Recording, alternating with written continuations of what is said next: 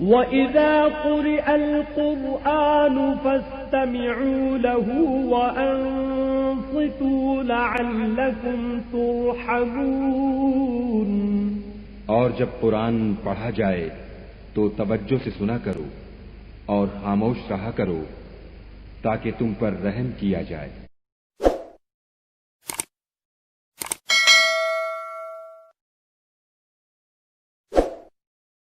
بسم اللہ الرحمن الرحیم۔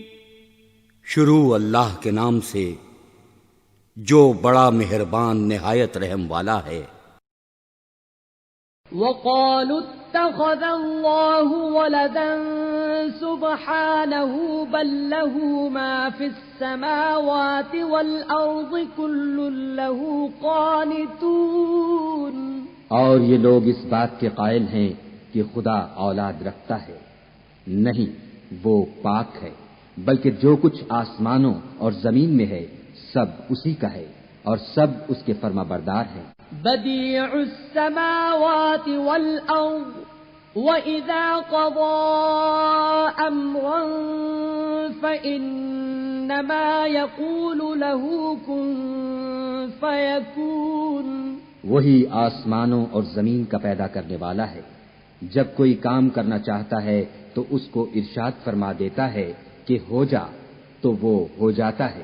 وقال الذين لا يعلمون لولا يكلمنا الله أو تأتينا آية كذلك قال الذين من قبلهم مثل قولهم تشابهت قلوبهم قد بينا الآيات لقوم يوقنون۔ اور جو لوگ کچھ نہیں جانتے یعنی مشرک، وہ کہتے ہیں کہ خدا ہم سے کلام کیوں نہیں کرتا یا ہمارے پاس کوئی نشانی کیوں نہیں آتی۔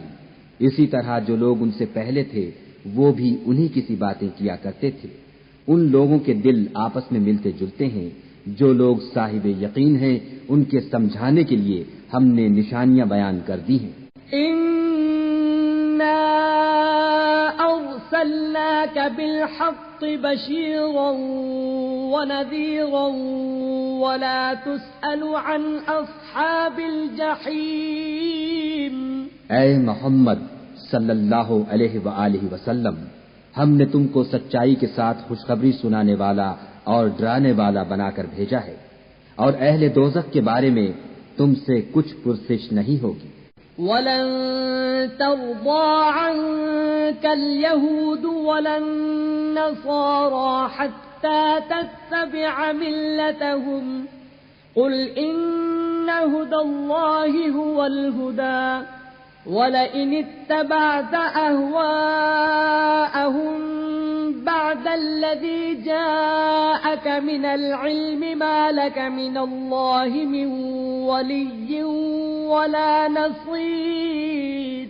اور تم سے نہ تو یہودی کبھی خوش ہوں گے اور نہ عیسائی، یہاں تک کہ ان کے مذہب کی پیروی اختیار کر لو۔